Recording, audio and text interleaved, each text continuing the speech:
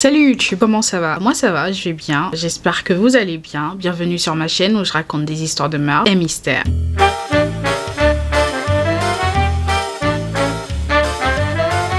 Alors pour les nouveaux venus, bienvenue, je m'appelle Osnel et je suis là tous les mercredis et les samedis pour vous raconter les histoires les plus sordides, les histoires les plus what the fuck qui existent dans ce monde. Alors avant de commencer, je tiens à vous rappeler que c'est très important de vous abonner à ma chaîne, d'activer la cloche de notification et de venir me suivre sur Instagram. Alors petit hint avant de commencer, je tiens à vous inviter à aller regarder ma vidéo de samedi dernier qui a malheureusement une restriction d'âge parce que c'est une vidéo qui porte sur des gens qui se sont donné la mort. Alors dans la vidéo d'aujourd'hui, nous allons encore une fois parler d'escroquerie. Donc nous allons parler d'une escroc professionnelle, d'une menteuse professionnelle, d'une escroc de haut niveau. Please welcome to the stand, Belle Gibson. Alors Belle Gibson, née Annabelle Natalie Gibson, est née le 8 octobre 1991, en tout cas d'après l'un de ses actes de naissance. Alors la jeune femme est inconnue du public jusqu'en 2009 où elle écrit sur un forum qu'elle aurait subi plusieurs opérations du cœur et qu'elle serait même décédée brièvement au cours de l'une de ces opérations. Cette même année, quelques mois plus tard, elle racontera être atteinte d'un cancer du cerveau en phase terminale et que les médecins ne lui donnaient que quelques mois à vivre. Plus tard, la jeune femme affirmera être totalement guérie de son cancer grâce à la médecine alternative, soit un nouveau régime sans OGM, sans lactose, sans produits transformés, sans gluten, etc. Elle affirmera aussi que sa guérison serait due à d'autres soins alternatifs, comme par exemple l'oxygénothérapie. Ainsi, entre 2009 et 2013, la jeune femme va, grâce à son histoire carrément improbable, gagner des tas de fans, de followers,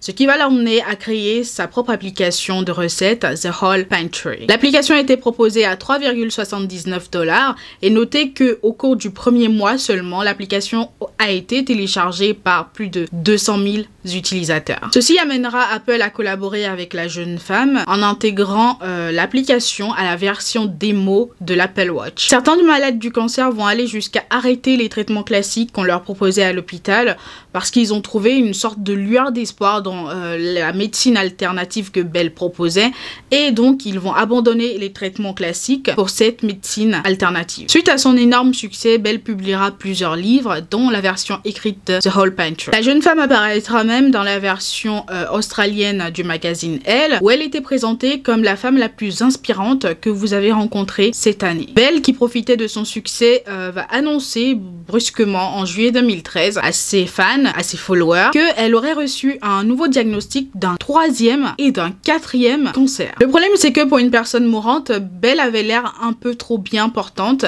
Ceci va intriguer un journaliste du nom de Richard Guyard, dont la femme avait auparavant lutté contre le cancer. Donc il savait un peu à quoi ressemblait une personne qui luttait contre le cancer au quotidien. Donc il va se mettre à effectuer des recherches sur Belle. Alors d'une part, le journaliste découvrira qu'il n'y a aucune trace de Belle nulle part avant 2009, 2010, 2011, 2012, 2013. Et en plus, il va découvrir que Belle, qui dans le but de vendre le plus son livre, son application, avait promis de donner une partie de ses recettes à des associations de lutte contre le cancer, n'avait rien donné en fait à ces associations. Ces associations n'avaient rien reçu du tout de la part de Belle, mais par-dessus tout, il va découvrir que Belle n'avait jamais reçu de diagnostic lui disant que elle avait le cancer. En plus, parmi tous les mensonges de Belle, il y a le fait que la jeune femme avait raconté au cours d'une interview qu'elle aurait un jeune frère autiste dont elle s'est beaucoup occupée quand elle était plus jeune. Le problème, c'est que quand tout ce scandale explosera à sa figure, sa mère va déclarer au cours d'une interview que, en réalité, sa fille n'avait pas de frère autiste, qu'elle ne comprenait pas pourquoi elle avait raconté ça. Ainsi, face à tous ces scandales, Belle va donner une interview en avril 2015 affirmant que ses diagnostics de cancer lui avaient été donnés par des professionnels de médecine alternative. Suite à tout ça, les responsables de consommateurs australiens vont entamer des poursuites contre Belle et en septembre 2017, la jeune femme sera condamnée à une amende de 410 000 $ pour avoir menti par rapport aux dons qu'elle était censée faire. Après sa condamnation, la jeune femme affirmera qu'elle n'avait pas les moyens de payer cette somme. Suite à ça, sa maison sera perquisitionnée le 22 janvier 2020 dans le but de saisir des objets de valeur qui pourraient combler ce trou. Et sa maison sera reperquisitionnée le 21 mai 2021 dans le même but. En fait, juste après sa première perquisition, c'est-à-dire un jour littéralement après, donc le 23 janvier 2020, Belle avait encore encore une fois fait parler d'elle dans une interview